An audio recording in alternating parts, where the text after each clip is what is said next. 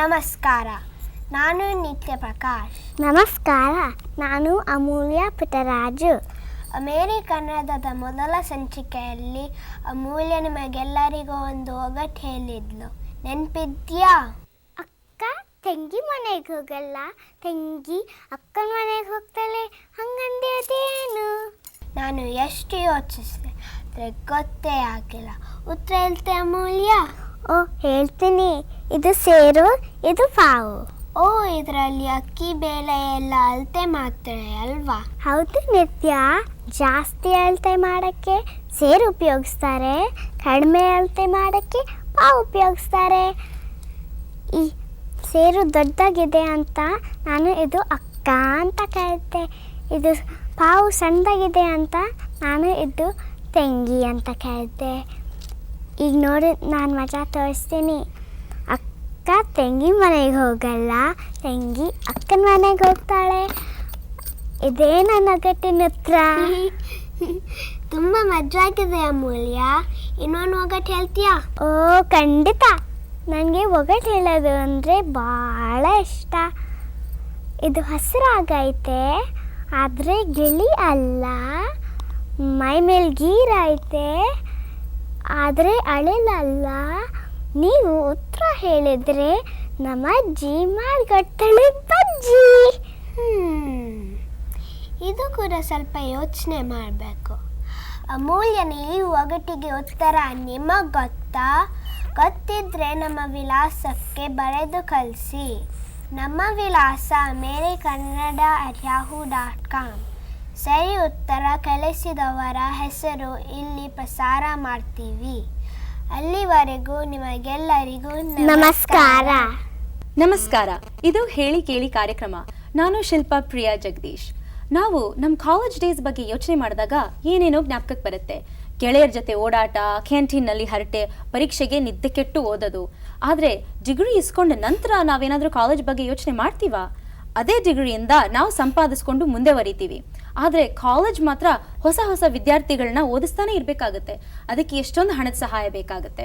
America ಅಲ್ಲಿ ತುಂಬ ಜನ ಗ್ರ್ಯಾಜುಯೇಟ್ ಆದಮೇಲೆ, ಮದುವೆ ಮಕ್ಕಳು ಆದಮೇಲೆ ಅವರವ್ರ ಕಾಲೇಜ್ಗೆ ದಾನ ಮಾಡ್ತಾನೆ ಇರ್ತಾರೆ. 2006ನಲ್ಲಿ ಅಮೆರಿಕನ್ ವಿಶ್ವವಿದ್ಯಾಲಯಗಳು ತನ್ನ ಹಳೆಯ ವಿದ್ಯಾರ್ಥಿಗಳಿಂದ $28 ಬಿಲಿಯನ್ ಇಸ್ಕೊಂಡ್ರು. ಅಂದರೆ 1,00,000 ಕೋಟಿ ರೂಪಾಯಿಗಿಂತನೂ ಜಾಸ್ತಿ. ಇತ್ತೀಚೆಗೆ ನಮ್ಮ ಅಮೆರಿಕನ್ನಡಿಗರು ನಾವೇನು ಕಮ್ಮಿ ಇಲ್ಲ ಅಂತ ಅವರವ್ರ ಕಾಲೇಜ್ಗೆ ಗೋಸ್ಕರ ಅಲಮ್ನೈ ಸಂಘಗಳನ್ನ ಮಾಡಿಕೊಂಡು ಸಹಾಯ ಮಾಡ್ತಿದ್ದಾರೆ. ಇಂಥ ಒಂದು ಸಂಘ ಇದೆ.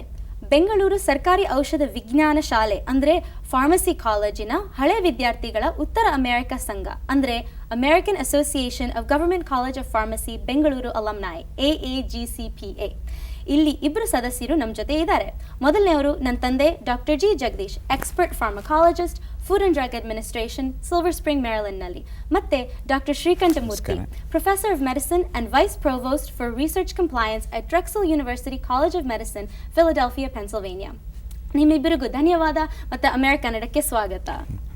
ಧನ್ಯವಾದಗಳು. ನಿಮ್ಮ ಸಂಘ ಏನು ಪರಿಚಯ ಸ್ವಲ್ಪ ಮಾಡಿಕೊಡಿ. ಹೇಗೆ ಶುರು ಆಯಿತು ನಿಮ್ಮ ಸಂಘ? ನಮ್ಮ ಭಾಳ ಜನ ವಿದ್ಯಾರ್ಥಿಗಳು ಇಲ್ಲಿ ಉತ್ತರ ಅಮೆರಿಕಕ್ಕೆ ಬಂದಿದ್ದರು. ಆದರೂ ಒಂದು ಸಂಘಟನೆ ಇರಲಿಲ್ಲ. 1990ರಲ್ಲಿ ಒಂದು ಸಂಘಟನೆ ಮಾಡಿ ಅದನ್ನು AAGCPA ಅಂತ ಕರೆದ್ವಿ. ಅದರಲ್ಲಿ ಮುಖ್ಯ ಉದ್ದೇಶ ಇಟ್ಕೊಂಡು ಒಂದು ಸಂಘ ಸ್ಥಾಪನೆ ಮಾಡಿದ್ವಿ. ಆ ಸ್ಥಾಪನೆ ಮಾಡಿದಾಗ ಮೊದಲು ಕೆಲವು ಸರಿ ನಾವು ಗ್ರಂಥಾಲಯಗಳಿಗೆ ಪುಸ್ತಕಗಳನ್ನು ಕಳಿಸ್ಕೊಡೋದಕ್ಕೆ ಶುರು ಮಾಡಿದೆವು.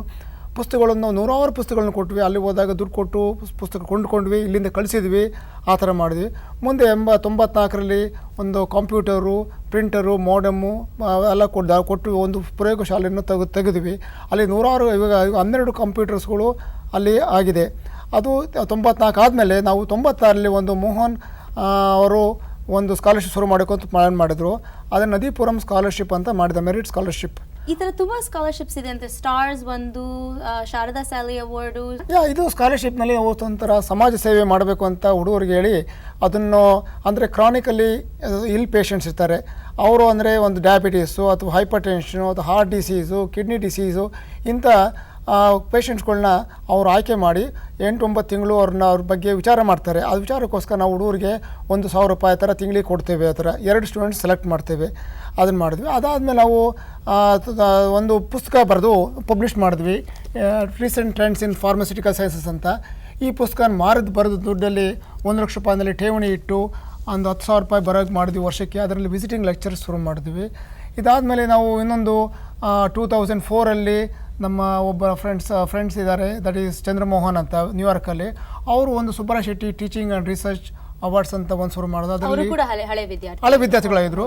ಅವರು ಟೀಚಿಂಗ್ ಅವಾರ್ಡ್ ಶುರು ಮಾಡಿದ್ರು. ಅದರಲ್ಲಿ ನಾವು ಬೆಸ್ಟ್ ಟೀಚರ್ಸ್ಗೆ ಅವಾರ್ಡ್ ಕೊಡೋಕ್ಕೆ ಮಾಡಿದ್ವಿ. ಅದರಲ್ಲಿ ನಮ್ಮ ಮುಖ್ಯ ಉದ್ದೇಶ ಏನು ಅಂದರೆ ಬೋಧನೆ, ಅದ್ರ ಜೊತೆಗೆ ರಿಸರ್ಚ್ ಮಾಡೋದು, ಎರಡೂ ಅದೇ ನಮ್ಮ ಮುಖ್ಯವಾದ ಉದ್ದೇಶ. ನಾವು ನಮ್ಮ ಸಂಘದಿಂದ ಸೇರಿಕೊಂಡು ನಾವು ಅದನ್ನು ಹೇಗೆ ಮುಂದಕ್ಕೆ ತರಬೇಕು ಅಂತ ಅನ್ನೋದೇ ನಮ್ಮ ಉತ್ತಮ ಉದ್ದೇಶ. ಮತ್ತೆ ಮುಂದೆ ಯಾವ್ಯಾವ ತರದ್ದು ಅದರಲ್ಲಿ ನಾವು ಸ್ಟೂಡೆಂಟ್ಸ್ಗೆ ಅವಾರ್ಡ್ ಕೂಡ ಮಾಡಿದ್ವಿ. ಅದರಲ್ಲಿ ಒಂದು ಅದು ಸ್ಟಾರ್ಟ್ಸಲ್ಲಿ ಟೀಚರ್ಸ್ಗೆ ಅಲ್ಲದೆ ಸ್ಟೂಡೆಂಟ್ಸ್ಗೆ ಹೇಗೆ ಅವರು ತಮ್ಮ ರಿಸರ್ಚ್ ಮಾಡ್ತಾರೆ ಅದು ಮಾಡೋಕ್ಕೆ M.Pharm ಫೈನಲ್ ಇಯರ್ ಸ್ಟೂಡೆಂಟ್ಸ್ಗೆ 10,000 ರೂಪಾಯಿ ಥರ ಬಹುಮಾನ ಕೊಟ್ಟು ಅದಕ್ಕೆ ಲ್ಯಾಬ್ ಗ್ರಾಂಟಲ್ಲಿ ಶುರು ಮಾಡಿದ್ವಿ. ಅದರಲ್ಲಿ 2 ಗ್ರಾಂಟ್ ಕೊಟ್ಟರು. ಇವರು ಶಾರದಾ ಶಾಲೆ ಅವಾರ್ಡ್ ಮಾಡಿ ಇವರು ಒಂದು ಗ್ರಾಂಟ್ ಕೊಟ್ಟಿದ್ದಾರೆ. ಈ ಥರ ಮಾಡಿ 3 ಗ್ರಾಂಟ್ಸ್ ಕೊಟ್ಟಿದ್ವಿ ಹುಡುಗರಿಗೆ. ಸೊ ಡಾಕ್ಟರ್ ಶ್ರೀಕಂಠಮೂರ್ತಿ ಅವರೇ, ನೀವು ದಾನ ಮಾಡಿ ಆ ದಾನದ ಸ್ಕಾಲರ್ಶಿಪ್ ಹಣ, ಅದು ನಮ್ಮ ದಾನಕ್ಕೆ ಇಷ್ಟ ಏನಿತ್ತು ಅಂದರೆ ನಮ್ಮ ತಾಯಿ ಅದ್ರ ಜೊತೆಗೆ ನನ್ನ ಹೆಂಡತಿ ಇಬ್ಬರೂ ಅವರಿಗೆ ಇನ್ಫ್ಲಮೇಷನ್ ಅಂದರೆ ಕೈ ಕಾಲು ಉರಿಯುತ್ತಲ್ಲ, ಆ ವಿಷಯದಲ್ಲಿ ವಿಜ್ಞಾನ ಮಾಡಬೇಕು ಅಂತ ಭಾಳ ಆಸೆ ಇತ್ತು. ಅದರಿಂದನೇ ನನ್ನನ್ನು ಫಾರ್ಮಸಿ ಕಾಲೇಜಿಗೆ ಕಳಿಸಿದ್ರು. ಆ ನಮ್ಮ ಅಪ್ಪಾಜಿ ನಿಮ್ ತಲೆ ಕಟ್ಟಲಿಲ್ಲ ಸಿಕ್ಕದವ್ರಿಗೆ ನಮ್ಮ ಡ್ಯಾಡ್ ಎಲ್ಲರಿಗೂ ನೀವು ಫಾರ್ಮಸಿ ಕಾಲೇಜಿಗೆ ಕೊಡಬೇಕು. ನಾವು ತಲೆ ತರಿಸ್ಕೊಳ್ಳೋಕೆ ಭಾಳ ಅದಲ್ಲದೆ ಭಾಳ ವಿಚಾರಗಳು ಇತ್ತು.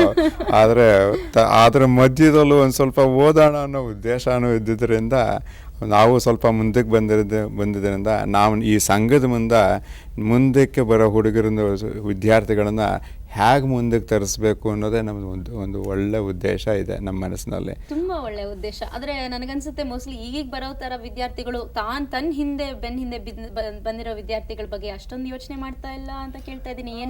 ಮಾಡ್ತಿಲ್ಲ ಅದು. ಯಾಕೆಂದ್ರೆ ಹುಡುಗರು ಪಾಸ್ ಆಗಿ ಬರ್ತಾರೆ, ಪೂರ ನಮ್ಮ ಅಸೋಸಿಯೇಷನ್ ಜಾಯ್ನ್ ಆಗಿ ಅವರು ಅದು ಮುಂದೆ ನಡ್ಸ್ಕೊಳ್ಬೇಕು. ನಾವೇ ಹಳೆ ಪೀಳಿಗೆಯವರು ನಡ್ಸ್ಕೊಂಡು ಹೋಗ್ತಿದ್ದೀವಿ, ಮುಂದೆ ಬರೋ ಪೀಳಿಗೆಯವರು ಅವ್ರು ನಡ್ಸ್ಕೊಂಡು ಹೋಗ್ಲಿ ಅಂತ ನಮ್ಮ ಆಶಯ ಇದೆ. ಬಟ್ ಅಷ್ಟು ಜನ ಮುಂದೆ ಬರ್ತಿಲ್ಲ. ಅಂದ್ರೆ ಇಲ್ಲಿ ಬಂದವರು ಮುಂದೆ ಏನು ನಾವು ಒಂದು ವಿಷಯ ತಿಳಿಸ್ಬೇಕು ಅಂದರೆ ಮುಂದೆ ಬರೋರಿಗೆ ಹಿಂದೆ ನೋಡ್ಕೊಂಡು ಬನ್ನಿ ಅಂತ ಹೇಳಬೇಕು. ಹಿಂದೆ ನೋಡ್ಕೊಂಡು ಬರೋದು ಹೇಗೆ ಅನ್ನೋದಕ್ಕೆ ಜಗದೀಶ್ ಅವರು ಆಗಲೇ ಕೆಲವು ಮೆಟ್ಲುಗಳನ್ನು ಕಟ್ಟಿದ್ದಾರೆ. ಇದು ಮೊದಲನೇ ಮೆಟ್ಲು. ಈ ಮೆಟ್ಲಲ್ಲಿ ಸೈನ್ಸ್ ಆಫ್ ಸೈಂಟಿಫಿಕ್ ರೈಟಿಂಗ್ ಅನ್ನೋ ಪುಸ್ತಕನ ಅವರು ಒಟ್ಟಿಗೆ 100 ಜನ ಸಂಶೋಧನೆ ಮಾಡೋರನ್ನ ಸೇರಿಸಿ ಈ ಪುಸ್ತಕವನ್ನು ಬರೆದಿದ್ದಾರೆ. ಈ ಪುಸ್ತಕ ನೋಡಿದ್ರೆ ಇದು ಒಂದು ಮೈಲುಗಲ್ಲು. ಓಕೆ, ಅದು ಈ ಪುಸ್ತಕದ ಮುಂದೆ ವಿದ್ಯಾರ್ಥಿಗಳು ರಿಸರ್ಚ್ ಹೇಗೆ ಮಾಡಬೇಕು ಅನ್ನೋ ತಿಳ್ಕೊಳ್ಳೋ ಅಭ್ಯಾಸ ಬರುತ್ತೆ. ಅದರಿಂದ ಮುಂದಕ್ಕೆ ನಾವು ಮುಂದೆ ಏನಿದೆ ಅಂದರೆ ಅಕ್ಟೋಬರ್ 31ನೇ ತಾರೀಕು ಇಂಡಿಯನ್ ಸೊಸೈಟಿ ಫಾರ್ ಫಾರ್ಮಕಾಲಜಿ, ಆ ಸೊಸೈಟಿಯವರು ಒಂದು ಸೇರಿದಾಗ ನಾವು ಒಂದು ಒಳ್ಳೆ ದೊಡ್ಡ ವರ್ಕ್ಶಾಪ್ ಇಡ್ತಾ ಇದ್ದೀವಿ.